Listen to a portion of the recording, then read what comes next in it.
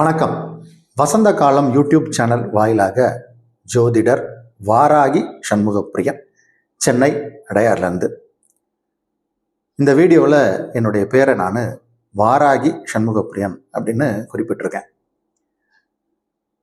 ஆடி மாதத்துடைய தொடக்கத்தில் ஆஷாட நவராத்திரி வந்தது. இதை வாராகிக்கான நவராத்திரி அப்படின்னு சொல்லுவாங்க. எனக்கு ஒரு சின்ன உத்தரவு வாராகி தாயிடமிருந்து. என்னுடைய பேருக்கு முன்னாடி வாராகி அப்படிங்கிற அந்த வார்த்தையை சேர்த்துக்கணும் அப்படிங்கிற மாதிரியான ஒரு உத்தரவு எனக்கு வந்துச்சு. அதுக்கப்புறம் என்னுடைய விசிட்டிங் கார்டு மற்றும் என்னுடைய ஷார்ட்ஸ் வீடியோ அதிலெல்லாம் ஏஐ வீடியோலாம் சிலது நான் போட்டுக்கிட்டு இருக்கேன். நீங்கள் எல்லோரும் பார்த்துருப்பீங்க. அதிலெல்லாம் வாராகி சண்முகப்பிரியன் அப்படின்னு நான் இணைக்க ஆரம்பிச்சிட்டேன். ஆனால் இதை நானே உட்காந்து ஒரு அறிமுக வீடியோவாக பேசணும் அப்படின்னு நினச்சதுனால இன்றைக்கி இந்த வீடியோவை ரெக்கார்ட் பண்ணுறோம். நான் ஒரு 25 ஆண்டுகளுக்கும் மேலாக நான் வாராகியை வணங்கிக்கிட்டு வர்றேன். வாராகியுடைய அதிசயமான நிகழ்வுகள்லாம் என் வாழ்க்கையில் நிறையா நடந்திருக்கு. தஞ்சை பெரிய கோயிலில் இருக்கக்கூடிய வாராகியை அடிக்கடி போய் வணங்குவது உண்டு. வாராகியோட ஹெட் குவார்ட்டர்ஸ் அப்படின்னு பார்த்தோம்னா வாரணாசி தான், காசி தான். காசியில் வாராகிக்கு தனி சன்னதி உண்டு. இந்த வாராகியை பற்றி இன்னைக்கு பரவலாக எல்லாருமே நிறையா யூடியூப்பில் பேசுகிறாங்க. வாராகியை எப்படி வணங்கணும் அப்படிங்கிற மாதிரியே நிறைய தகவல்கள் இருக்குது. பொதுவாகவே நம்ம எல்லாருக்குமே ஒரு 3 விதமான தெய்வங்களை வணங்கணும். அதாவது நமக்கு எல்லாருக்குமே குலதெய்வம் அப்படின்னு ஒன்று உண்டு. எப்பயுமே குலதெய்வத்துடைய வழிபாட்டை மறக்கக்கூடாது. குலதெய்வம் ரொம்ப முக்கியம். அது நம்மளுடைய வம்சத்தில் வந்தவர்கள் வணங்கிய தெய்வமாக இருக்கும். நம்மளுடைய அப்பா, அப்பாவுடைய அப்பா, அவரின் தந்தை, அவரின் தந்தை அப்படின்னு போகும். சில பேருக்கு குலதெய்வம் தெரியாமல் போகிறதுக்கும் சில வாய்ப்பு இருக்குது. அது நம்ம அடுத்து பார்ப்போம். குலதெய்வத்தை கண்டிப்பாக வணங்கணும். அடுத்து நமக்கு இஷ்ட தெய்வம் அப்படின்னு ஒன்று இருக்கும். இஷ்ட தெய்வம் அப்படின்னு ஒன்று இருக்கும். எல்லாருக்குமே நீங்கள் தனிப்பட்ட முறையில் நீங்கள் கேட்டு பாருங்கள், எனக்கு இந்த தெய்வத்தை ரொம்ப பிடிக்கும் அப்படிம்பாங்க. அந்த வகையில் என்னுடைய இஷ்ட தெய்வம் வாராகி. எனக்கு வாராகி இல்லாமல் சில இஷ்ட தெய்வங்களும் உண்டு.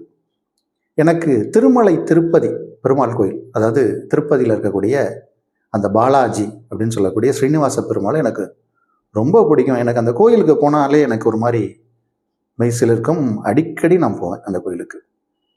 திருப்பதி கோயில் எனக்கு நான் அதிகமாக போன கோயில்களில் திருப்பதி ஒன்று.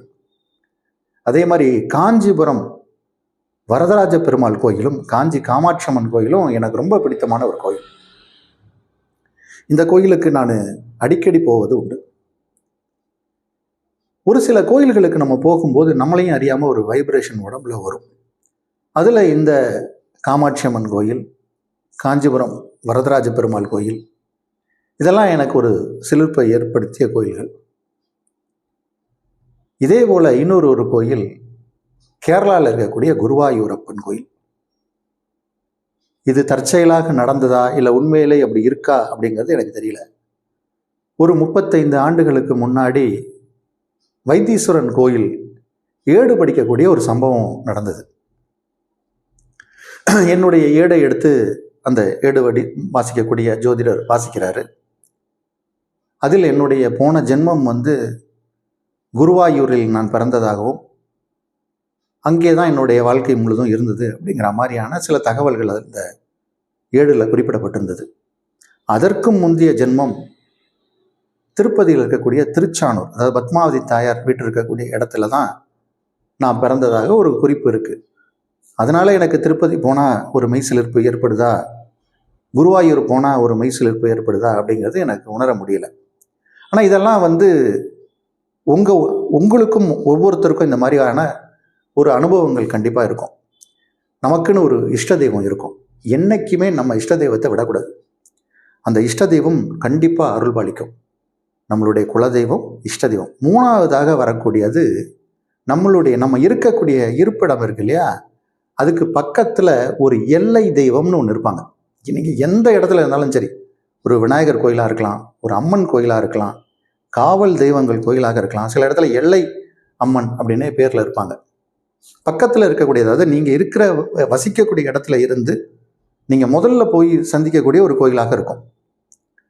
அது எந்த கோயிலோ அந்த கோயிலை நம்ம என்றைக்குமே விடக்கூடாது. அந்த எல்லையில் இருந்து அவங்க அவங்கள காப்பாற்றுவாங்க அப்படின்னு ஒரு ஐதீகம் இருக்கு. அப்போ என்றைக்குமே நாம் வசிக்கக்கூடிய இடத்தில் இருக்கக்கூடிய கோயில், குல தெய்வம், இஷ்ட தெய்வம், நான்காவதாக ஒன்று வரும். அதுதான் நம்ம ஜாதக ரீதியாக பரிகாரத்துக்காக போகிற கோயில். இந்த பரிகாரத்துக்காக போகிற கோயிலுங்கிறது 4வது. அப்போது இவ்வாறாக நம்ம வழிபாடு செய்துக்கிட்டு வரும்போது நம்ம என்றைக்குமே ஒரு சக்தி மிகுந்தவர்களாக இருப்போம். நம்ம எல்லா விஷயத்துலேயும் நம்ம பயம் இல்லாமல் இருக்கலாம். நமக்கு வாய்ப்புகள், நல்ல வாய்ப்புகள் வரும். பணம், செல்வாக்கு, புகழ் எல்லாத்தையுமே நம்ம பெற முடியும். அந்த வகையில் என்னுடைய சிறு வயதிலிருந்து என்னுடைய வழிபாட்டில் ஒன்றான இருந்த வாராகி இன்னைக்கு என்னுடைய பேருக்கு முன்னாடி ஒரு முக்கியமான ஒரு தெய்வமாக வந்து அமர்ந்து இருப்பதுங்கிறது எனக்கு ஒரு சந்தோஷத்தை கொடுத்துச்சு. பொதுவாகவே ஜோதிடத்தில் இருக்கக்கூடியவர்கள் நிறைய பேர் வாராகியை வணங்குவாங்க. வாராகியை வணங்குனா வாக்கு பிரமாதமாக வரும். நம்ம சொல்லக்கூடிய வார்த்தைகள் வந்து மற்றவங்களுக்கும் பலிக்கும் அப்படின்னு ஒரு நம்பிக்கை இருக்குது. இன்னைக்கு இந்த வீடியோவை நீங்கள் கேட்குறீங்க. ஒரு சின்ன ஒரு தகவல். வாராகியை வணங்குறதுக்காக பல பேர் பல வீடியோக்கள் போட்டிருக்காங்க. பல யூடியூப் சேனல்ஸ் இருக்குது. இப்படி தான் வணங்கணும் அப்படின்னு நிறைய முறை இருக்குது. அதில் நான் வணங்கக்கூடிய ஒரு முறை இன்னைக்கு அது உங்களுக்கு சொல்கிறேன். நிறைய பேர் கோயிலில் வந்து விரலி மஞ்சளில் மாலை போடுவாங்க. வாராகிக்கு வெற்றிலையில் மாலை வாங்கி போடுங்க, செய்து போடுங்க. இந்த நம்ம எப்படி நம்ம மல்லிகைப்பூவை சரம் மாதிரி தொடுக்கிறோமோ அது மாதிரி வெற்றிலையை மடித்து அதில் மாலையாக செய்து வாராகிக்கு போட்டு வணங்குங்க. உங்களுக்கு கண்டிப்பாக நல்ல மாற்றங்கள் தெரியும். நல்ல மாற்றங்கள் தெரியும். வெற்றிலை அப்படிங்கிறதே வெற்றிக்கான இலை ஆக நம்பப்படுகிறது. இதை வாராகிக்கு போட்டு நீங்களும் வணங்கி வர உங்களுக்கு சகல விதமான சௌபாக்கியங்களும் கிடைக்கும்.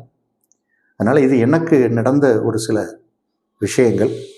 அதனால் இனி வரும் வீடியோவில், இனி வரும் காலங்களில் நான் அடியேன் வாராகி சண்முகப்பிரியன் என்று அழைக்கப்படுவேன் என்பதை தெரிவித்துக்கொண்டு வேறு ஒரு நல்ல வீடியோவில் மீண்டும் சந்திக்கிறேன்.